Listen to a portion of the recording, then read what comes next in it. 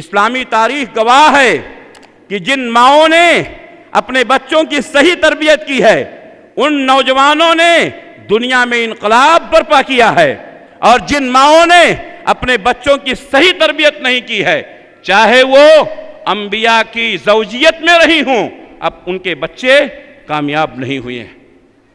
قرآن مجید میں اللہ تبارک و تعالیٰ نے حضرت نوح علیہ السلام کی بیوی کا تذکرہ کیا۔ نوح علیہ السلام کی بیوی یہ صاحب ایمان نہیں تھی، اس نے اپنے بچی کی صحیح تربیت نہیں کی۔ حضرت نوح علیہ السلام پیغمبر ہونے کے باوجود بھی اپنے بیٹے کی وہ تربیت نہیں کر سکے جو ہونی چاہیے۔ اس واقعے سے معلوم ہوا کہ اولاد کی تربیت میں اہم رول ماں ادا کرتی ہے۔ MMFG ہمارے اس چینل کو لائک، شیئر اور سبسکرائب کریں اور صدقہ جاریہ کا مستحق بنیں۔ ہمارے نیو اپڈیٹس کے لیے بیل آئیکن دبانا نہ بھولیں۔ السلام علیکم ورحمۃ اللہ وبرکاتہ۔ الحمد للہ رب العالمین والصلاة والسلام علی سید الانبیاء والمرسلین وعلی آلہ واصحابہ وازواجہ اجمعین وعلی من تبعہم بإحسان الی یوم الدین، اما بعد فاعوذ باللہ السمیع العلیم من الشیطان الرجیم، بسم اللہ الرحمن الرحیم۔ یا ایہا الذین آمنوا اتقوا اللہ حق تقاتہ ولا تموتن الا وانتم مسلمون۔ یا ایہا الناس اتقوا ربکم الذی خلقکم من نفس واحدہ وخلق منها زوجها وبث منهما رجالا كثيرا ونساء واتقوا الله الذي تساءلون به والأرحام إن الله كان عليكم رقيبا۔ يا أيها الذين آمنوا اتقوا الله وقولوا قولا سديدا يصلح لكم أعمالكم ويغفر لكم ذنوبكم ومن يطع الله ورسوله فقد فاز فوزا عظيما۔ گرامی قدر علماء کرام،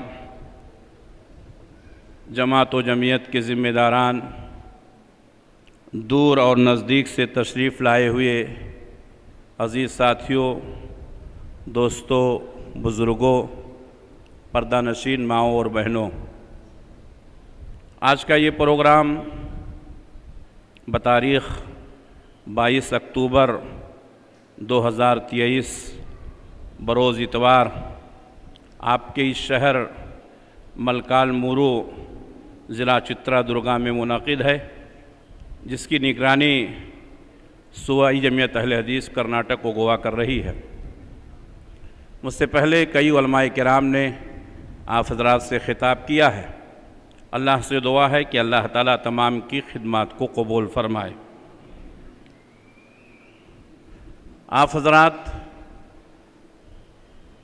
دین کے نام پر اکٹھا ہوئے ہیں، آپ نے وقت کی قربانی دی ہے اور علماء کرام کے بیانات سے استفادہ کر رہے ہیں۔ ہم دعا کرتے ہیں کہ اللہ رب العالمین ہمیں اس کا بہترین بدلہ دنیا اور آخرت میں عنایت فرمائے۔ ناظم اجلاس نے میرے عنوان کا اعلان کر دیا ہے، خواتین کا اصلاحی کردار کیا ہونا چاہیے۔ میرے بھائیوں، معاشرے کی اصلاح میں خواتین کا بہت اہم رول رہا ہے، اس لیے کہ معاشرے کی بگاڑ میں بھی انہوں نے ہی اپنا رول ادا کیا ہے۔ اسلام سے پہلے خواتین کو کوئی مقام و مرتبہ حاصل نہیں تھا۔ لوگ خواتین کو انسان سے ماورا سمجھتے تھے۔ اللہ تبارک و تعالیٰ نے قرآن مجید میں اسلام کے آنے سے پہلے کا منظر بیان کیا ہے۔ وَإِذَا بُشِّرَ أَحَدُهُمْ بِالْأُنثَىٰ ظَلَّ وَجْهُهُ مُسْوَدًّا وَهُوَ كَظِيمٌ۔ جب کسی انسان کو اس بات کی خبر دی جاتی تھی کہ اس کے گھر میں بیٹی پیدا ہوئی ہے تو اس کا چہرہ سیاہ ہو جاتا تھا اور وہ اندر ہی اندر کڑھنے لگتا تھا، رنجیدہ ہو جاتا تھا، غمگین ہو جاتا تھا۔ اب اس کے سامنے صرف دو راستے تھے، یا تو اس ذلت اور رسوائی کو برداشت کرتا رہے اور یا تو گڈھا کھود کر کے اپنی بیٹی کو دفن کر دے۔ یہ حالت تھی اسلام سے پہلے خواتین کی۔ ہم اور آپ دعویٰ کرتے ہیں کہ ہم مسلمان ہیں، ہمارا اسلام سب سے اچھا ہے، دونوں باتیں صحیح اور درست ہے۔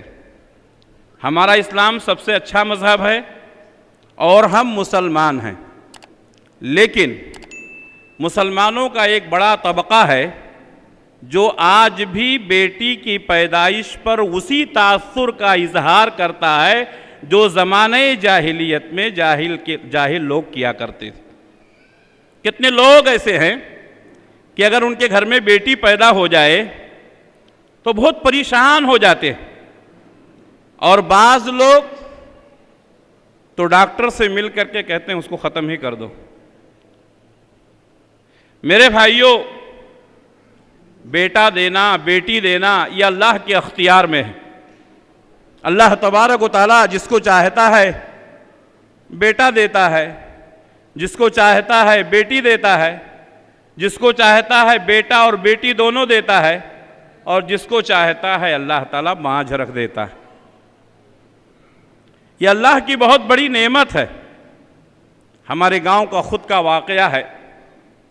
دو لوگ ایسے ہیں جن کے گھر میں مسلسل بیٹیاں پیدا ہوئیں، پہلی بیٹی، دوسری بیٹی، تیسری بیٹی، چوتھی، پانچویں، چھٹی۔ دو لوگ ایسے ہیں، لگاتار 6 بیٹیاں پیدا ہوئیں اس دور میں۔ آپ سوچیں کہ ان کی حالت کیا رہی ہوگی۔ جب بھی بیٹی کی پیدائش ہوتی گھر میں لڑائی جھگڑا ہوتا، لیکن دونوں کو اللہ تبارک و تعالیٰ نے اس قدر نوازا، پہلے لگاتار 6 بیٹیاں ہوئیں، پھر لگاتار 6 بیٹے ہوئے۔ اللہ کا شکر ہے، یہ ہمارے گاؤں کا خود کا واقعہ۔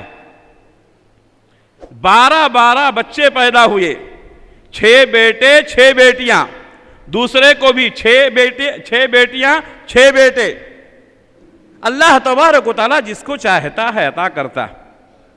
بیٹی بھی اللہ کی نعمت ہے، بیٹا بھی اللہ کی نعمت ہے۔ بہت سارے لوگ ہمارے پاس آتے ہیں اور کہتے ہیں مولانا ہم اپنی بیٹیوں سے بڑی محبت کرتے ہیں لیکن بیٹوں سے نہیں کرتے ہیں۔ وہ حضرات سن لیں، یہ غلط ہے، یہ غلط ہے۔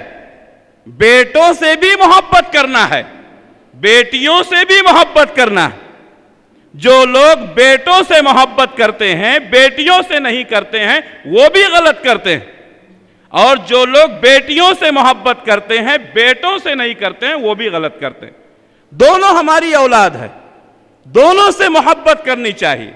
بیٹا اور بیٹی میں بحیثیت اولاد تفریق نہیں کرنی چاہیے، لیکن ایک بڑا طبقہ ہے جو کرتا ہے، ہمیں اس سے بچنے کی ضرورت ہے۔ میرے بھائیوں، ایک ایسا دور جس میں بیٹیوں کی پیدائش کو عار سمجھا جاتا تھا، اللہ کے نبی صلی اللہ علیہ وسلم نے امت کو پیغام دیا کہ جو 2 بیٹیوں کی پرورش کرتا ہے، اور ایک حدیث میں جو 3 بیٹیوں کی پرورش کرتا ہے، یہاں تک کہ وہ بالغ ہو گئیں اور ان کی شادی کر کے ان کے گھر رخصت کر دیا تو وہ جنت میں میرے ساتھ ہوگا۔ آپ صلی اللہ علیہ وسلم نے 2 انگلیوں کو ملایا اور اشارہ کر کے فرمایا کہ وہ جنت میں میرے ساتھ رہے گا۔ جنت پانا ہر مسلمان کی خواہش ہے، اور جنت میں نبی کی صحبت مل جانا یہ بہت بڑی نعمت ہے۔ کون نہیں چاہتا ہے کہ وہ جنت میں جائے، اور کس کی خواہش نہیں ہوگی کہ جنت میں بھی نبی کی صحبت مل جائے۔ پیارے نبی صلی اللہ علیہ وسلم نے فرمایا جو 2 بیٹیوں کی پرورش کرے گا، 3 بیٹیوں کی پرورش کرے گا، یہاں تک کہ وہ بالغ ہو جائیں اور ان کی شادی کر کے ان کے گھر رخصت کر دے تو وہ جنت میں میرے ساتھ ہوگا۔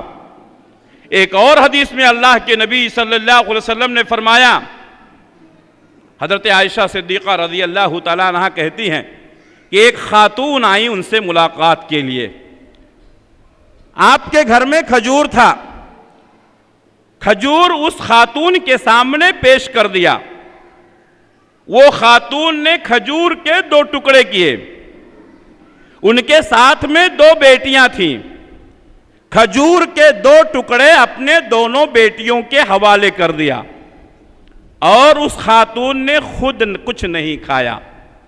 حضرت عائشہ صدیقہ رضی اللہ تعالی عنہا کو یہ بات عجیب لگی، حضور گھر میں تشریف لائے، حضرت عائشہ صدیقہ رضی اللہ تعالی عنہا نے یہ واقعہ تعجب کے ساتھ بیان کیا۔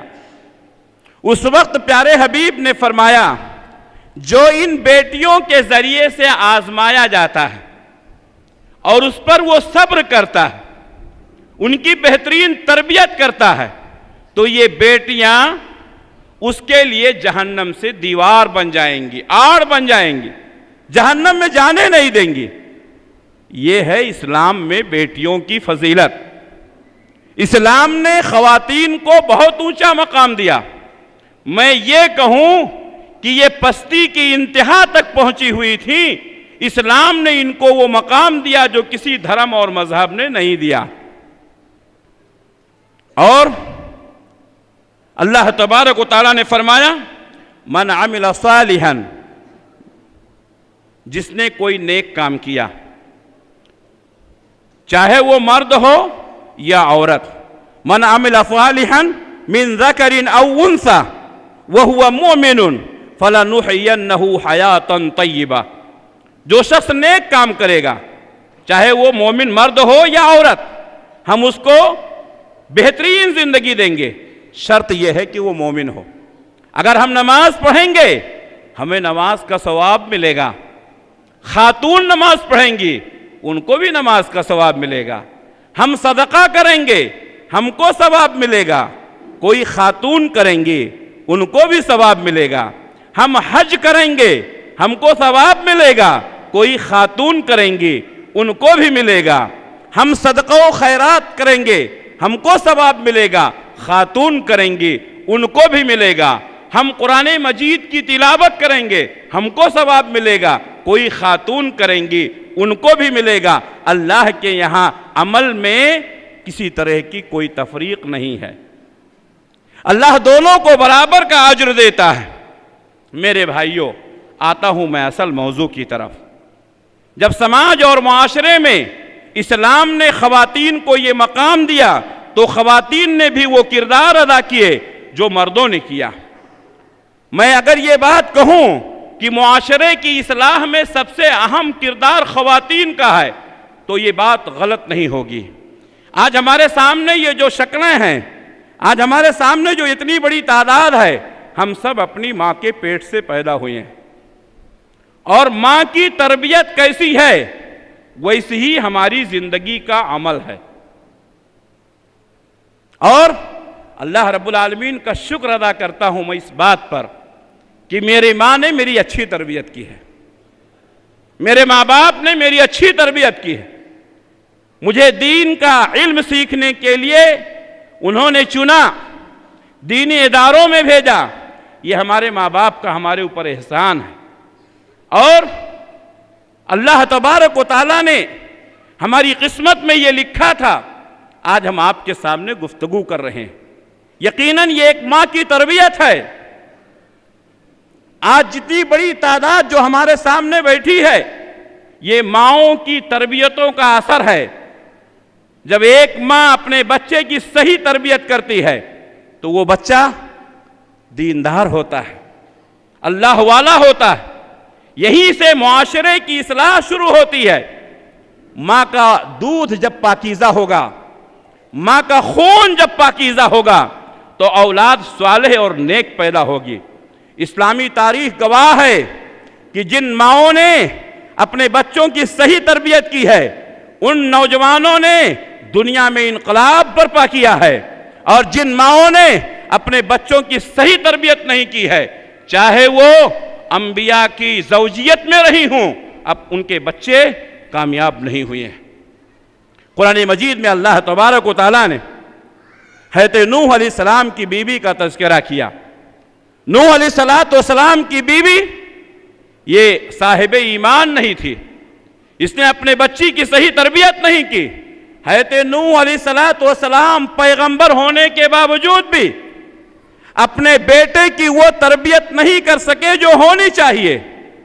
اس واقعے سے معلوم ہوا کہ اولاد کی تربیت میں اہم رول ماں ادا کرتی ہے۔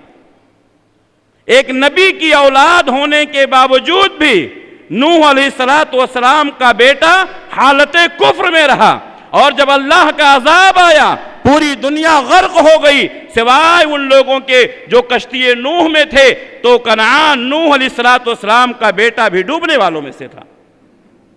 ماؤں کی تربیت، معاشرے کی اصلاح میں ماں کا کردار کتنا اونچا ہے۔ اگر عورت دور اندیش ہے، اگر عورت حالات پر نگاہ رکھتی ہے، نہ صرف وہ اپنی حفاظت کرتی ہے بلکہ اپنی قوم کی بھی حفاظت کرتی ہے۔ ہماری خواتین کو دور اندیش ہونا چاہیے، ہماری خواتین کو زمانے کے نشیب و فراز کو سمجھنا چاہیے۔ قرآن مجید میں اللہ تبارک و تعالیٰ نے سورۃ النمل کے اندر ایک واقعہ بیان کیا۔ حضرت سلیمان علیہ السلام ایک سفر میں تھے، تمام کی حاضری ہو رہی ہے، پرندوں کی، انسانوں کی، جنات کی۔ ایک پرندہ جس کا نام ہدہد ہے غائب ہے۔ حضرت سلیمان علیہ السلام نے کہا کیا بات ہے، ہدہد دکھائی نہیں دیتا ہے؟ اگر وہ آیا اور اس نے کوئی لائق عذر پیش کیا تو ٹھیک ہے، ورنہ میں اسے سخت سزا دوں گا۔ ہدہد نے حضرت سلیمان علیہ السلام کی خدمت میں حاضر ہو کر کے جو رپورٹ پیش کی، وہ رپورٹ کیا تھی؟ ہدہد نے کہا میں ایک ایسے ملک سے، ایک ایسی بستی سے آیا ہوں جہاں کے لوگ سورج کی پوجا کرتے ہیں، اور وہاں کے لوگوں کے اوپر ایک عورت حکومت کرتی ہے۔ گویا کہ ہدہد نے بھی اس بات کا احساس کیا کہ اللہ کے علاوہ کسی اور کو سجدہ کرنا جائز اور درست نہیں ہے۔ اسی لیے ہدہد نے حضرت سلیمان علیہ السلام کے سامنے یہ مسئلہ پیش کیا کہ میں نہیں کر سکتا ہوں، آپ اس کی اصلاح کریں۔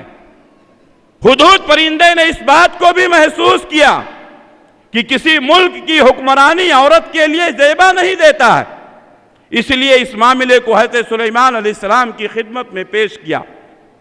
حضرت سلیمان علیہ السلام نے ایک خط لکھا، ہدہد کے حوالے کیا اور کہا لے جاؤ اس ملکہ کے پاس اس کو ڈال دو۔ چنانچہ ہدہد وہ خط لے کر گیا، اس ملکہ کے سامنے جس کو ملکہ سبا کہا جاتا ہے، بلقیس کہا جاتا ہے، اس کے سامنے پیش کیا۔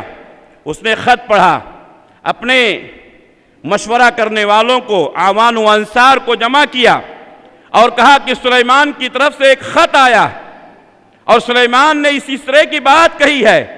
میرے بھائیوں، ان اعوان و انصار نے، اس کے معاون اور مددگار لوگوں نے کیا کہا؟ ہم بڑی قوت اور طاقت والے ہیں، اگر لڑنے کی ضرورت پڑے گی تو ہم تیار ہیں، لیکن معاملہ آپ کے حوالے ہے، آپ جو بہتر سمجھیں فیصلہ کریں۔ خاتون دور اندیش تھی، انہوں نے کہا یہ حالات کے اور جذبات کے دھارے میں نہیں بہیں، انہوں نے اپنے عقل کا استعمال کیا۔ خواتین نے بھی بڑے بڑے کارنامے انجام دیے۔ چنانچہ حضرت سلیمان علیہ السلام کے پاس ہدیہ اور تحفہ بھیجا گیا، اور یہ مقصد یہ تھا کہ اگر وہ ہدیہ اور تحفہ قبول کر لیتے ہیں تو اس کا مطلب وہ دنیا دار ہیں، اور ہدیہ اور تحفہ قبول نہیں کرتے ہیں تو اس کا مطلب وہ دنیا کے سامنے جھکنے والے نہیں ہیں، دنیا دار نہیں۔ حضرت سلیمان علیہ السلام کے سامنے یہ تحائف پیش کیے گئے تو کہا لے جاؤ ان تحفے تحائف کو، ہمیں ان کی ضرورت نہیں ہے، اللہ نے جو ہمیں عطا کیا ہے وہ اس سے بہتر ہے۔ اگر وہ مطیع و فرما بردار ہو کر کے حاضر ہوتی ہے تو ٹھیک ہے، ورنہ ہم ان کے اوپر چڑھائی کرنے والے ہیں۔ میرے بھائیوں، خاتون نے دور اندیشی کا ثبوت دیا، حضرت سلیمان علیہ السلام کی خدمت میں حاضر ہوئی، اپنی بھی جان بچائی اور اپنی قوم کی بھی حفاظت کیا۔ خاتون اگر دور اندیش ہو تو معاشرے کی اصلاح کیسا کرتی ہے؟ اللہ کے نبی صلی اللہ علیہ وسلم کو نبوت اور رسالت سے سرفراز کیا گیا۔ یہ پہلا موقع تھا کہ آپ صلی اللہ علیہ وسلم کے اوپر وحی کا نزول ہوا۔ پیارے نبی صلی اللہ علیہ وسلم گھبرائے ہوئے آئے، حضرت خدیجۃ الکبریٰ رضی اللہ تعالیٰ عنہا سے اپنے اس واقعے کا ذکر کیا اور ساتھ ہی میں فرمایا فخشیت علی نفسی، مجھے میری جان کا خطرہ لگتا ہے۔ تو میرے بھائیوں، خاتون نے حضرت خدیجۃ الکبریٰ رضی اللہ تعالیٰ عنہا نے اللہ کے نبی صلی اللہ علیہ وسلم کو ہمت دی، آپ کو دلاسا دیا، کہا کاللہ واللہ لا یخزیک اللہ، ہماری بیویاں ہماری طاقت ہیں، ہماری بیویاں ہماری ہمت ہیں۔ اور میں اکثر یہ کہا کرتا ہوں کہ جس کی بیوی کمزور ہو وہ دین کا کام نہیں کر سکتا ہے۔ یہ بیویوں کی ہمت ہے کہ لوگ بول رہے ہیں، یہ بیویوں کی ہمت ہے کہ لوگ سفر کر رہے ہیں، یہ بیویوں کی ہمت ہے کہ لوگ دعوت و تبلیغ کا کام کر رہے ہیں۔ اللہ کے نبی صلی اللہ علیہ وسلم نے جب یہ واقعہ پیش کیا، اگر کوئی کمزور خاتون ہوتی تو کہتی میرا کیا ہوگا، جیسا کہ آج کی خواتین کا حال ہے۔ اگر وہ یہ کہتے کہ میری جان کا خطرہ محسوس ہو رہا ہے تو سب سے پہلے عورت اپنا دامن جھٹکتی۔ لیکن میرے بھائیوں، ایک وفا شعار خاتون، ایک وفادار خاتون، ایک اللہ والی خاتون، ایک دور اندیش خاتون اپنے شوہر کے لیے ہمت بن جاتی ہے۔ حضرت خدیجہ نے کہا کلا واللہ لا یخزیک اللہ، اللہ کی قسم اللہ آپ کو رسوا نہیں کرے گا۔ اس کے بعد پورا واقعہ بیان کیا۔ میری ماں اور بہنوں، عورتوں کو اللہ نے بہت پاور دیا، عورتوں کو اللہ نے بہت طاقت دی ہے۔ وہ اچھوں سے اپنی بات منوا لیتی ہیں، اور جہاں بڑے بڑے لوگ اپنی بات نہیں منوا پاتے ہیں، خاتون اپنی بات منوا لیتی ہے۔ تاریخ اس بات پر شاہد ہے۔ ہمیں معلوم ہے کہ فرعون نے اعلان کیا تھا کہ بنی اسرائیل میں جتنے بچے ہوں ان کو قتل کر دیا جائے، اس لیے کہ ایک خواب کی تعبیر میں اس کو لوگوں نے بتایا تھا کہ بنی اسرائیل کے اندر ایک بچہ پیدا ہونے والا ہے جو تمہاری حکومت کو تہو بالا کر دے گا۔ تو فرعون نے اس ڈر سے کہ کہیں اس کی حکومت کو کوئی تہو بالا نہ کر دے، کہیں اس کی حکومت کو ڈگمگانے دے، اس ڈر سے اس نے بنی اسرائیل میں پیدا ہونے والے بچوں کو قتل کرنے کا حکم دے دیا۔ لیکن تھا بیوقوف، اگر یہ خواب صحیح ہے تو وہ بچہ پیدا ہوگا، اگر یہ خواب صحیح ہے تو وہ بچہ بڑا ہوگا، اگر یہ خواب صحیح ہے تو حکومت کو تہو بالا کرے گا۔ خواب پر تو یقین تھا لیکن خواب کی تعبیر پر اس نے یقین نہیں کیا۔ نتیجہ کیا ہوا؟ بچوں کے قتل کرنے کا حکم دے دیا۔ میرے بھائیوں، پورا واقعہ اللہ تبارک و تعالیٰ نے قرآن مجید میں بیان کیا۔ حضرت موسیٰ علیہ السلام کی والدہ کو حکم دیا کہ اپنے بچے کو تابوت میں ڈال کر کے دریا کے حوالے کر دیں۔ ایک ماں اپنے دودھ پیتے ہوئے بچے کو تابوت میں، صندوق میں رکھ کر کے دریا میں ڈال دے، آج کوئی ماں گوارا کرے گی؟ ہے کسی کا جگر؟ ہے کسی کے اندر ہمت؟ لیکن اللہ والیوں نے ایسا کر کے دکھایا۔ حضرت موسیٰ علیہ السلام کی والدہ نے اللہ کے حکم پر اپنے بچے کو تابوت میں بند کیا اور سمندر میں ڈال دیا۔ اللہ کا نظام دیکھیے، وہ صندوق بہتا ہوا فرعون کے محل کے قریب آیا، اور فرعون کے محل کے قریب جب پہنچا تو فرعون کے نوکروں نے اس کو سمندر سے اٹھایا، فرعون کے دربار میں لے گئے، صندوق کو کھولا گیا، دیکھا کہ ایک مسکراتا ہوا بچہ صندوق میں بند ہے۔ کیا ہمیں یہ واقعہ نہیں معلوم ہے؟ ایک عورت کے پاس پاور کتنا ہوتا ہے؟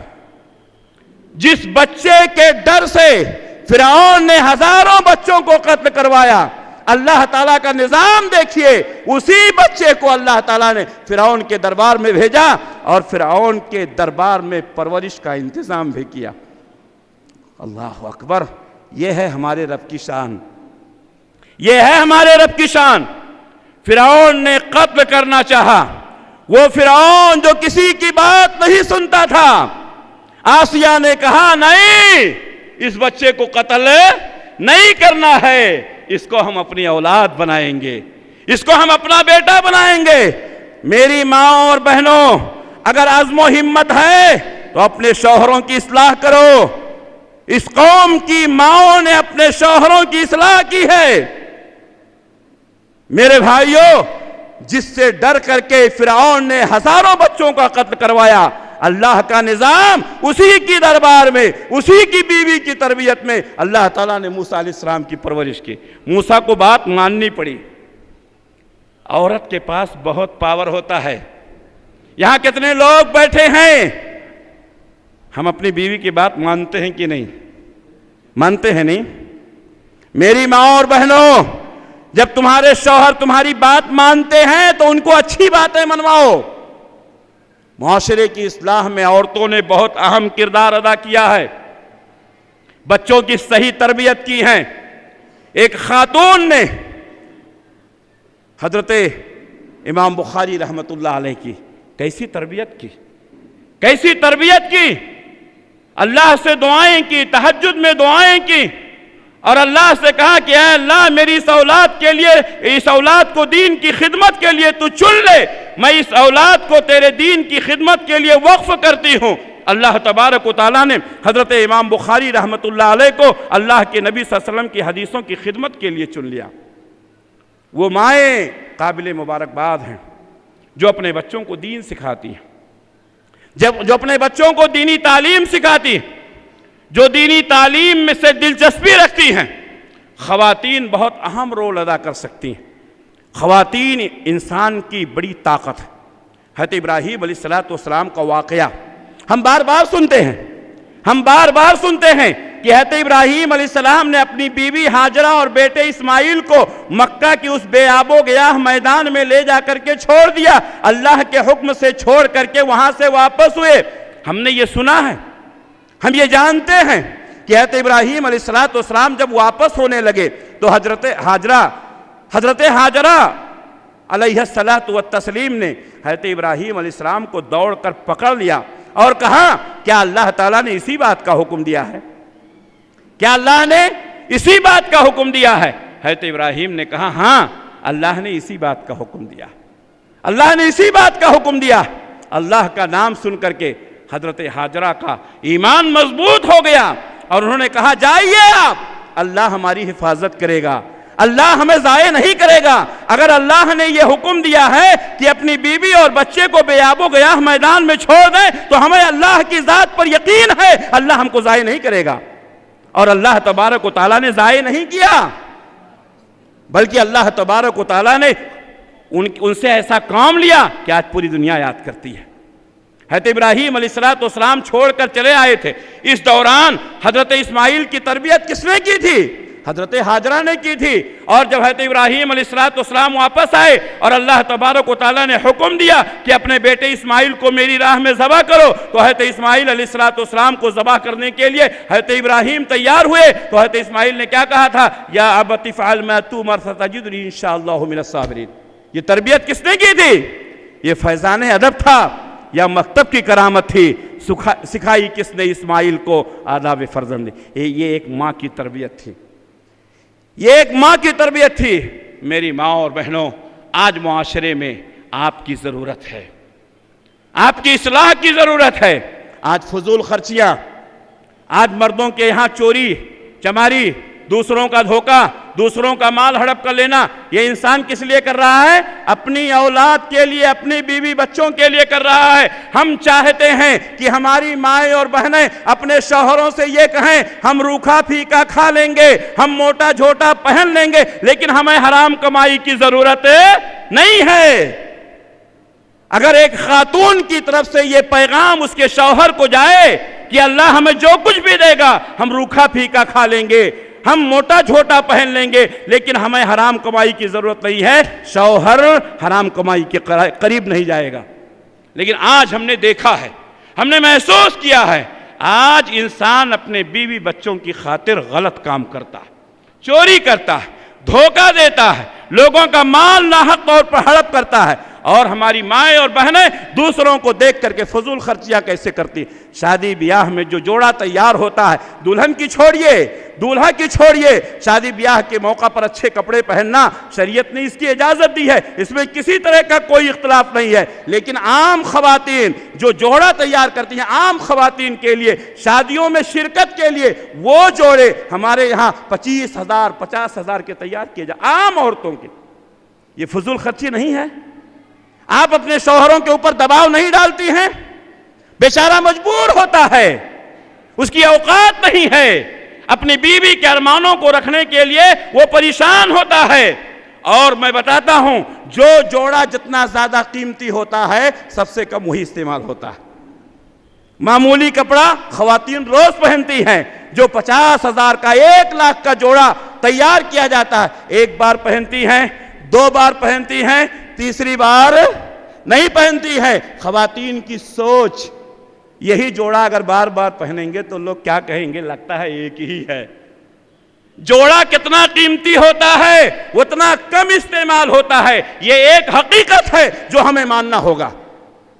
یہ فضول خرچیاں کس کی طرف سے ہو رہی ہیں؟ خواتین کی طرف سے ہو رہی ہیں. میری ماں اور بہنوں، تم معاشرے کی اصلاح کر سکتی ہو، اپنے بچوں کی صحیح تربیت کرو، اپنے شوہروں کو ہمت دو. معاشرے کی اصلاح میں خواتین بہت اہم رول ادا کر سکتی ہیں. آج جو انسان غلطیاں کرتا ہے، خواتین کے ارمانوں کو پورا کرنے کے لیے اپنے شوہروں کا شکر ادا کرو. اللہ کے نبی صلی اللہ علیہ وسلم کی وہ حدیث جس کی طرف امیر محترم نے اشارہ کیا، پیارے نبی نے فرمایا، میں نے جہنم کو جھانک کر دیکھا تو اس میں خواتین کی تعداد زیادہ ہے. ایک خاتون کھڑی ہوئی اور انہوں نے عرض کیا، حضور وجہ کیا ہے جہنم میں خواتین کی تعداد زیادہ ہے؟ تو آپ نے فرمایا کہ تم ناشکری بہت کرتی ہو، تم ناشکری بہت کرتی ہو. خاتون نے کہا کہ حضور کیا ہم اللہ کی ناشکری کرتی ہیں؟ کہا نہیں، اپنے شوہروں کی ناشکری کرتی ہو. وہ تمہارے ارمانوں کو پورا کرنے کے لیے سو جتن کرتا ہے، ہماری بیوی سب سے اچھی رہے، اس کا کپڑا اچھا رہے، اس کا کھانا پینا اچھا رہے، اس کا رہن سہن اچھا رہے. لیکن کبھی کسی موقع پر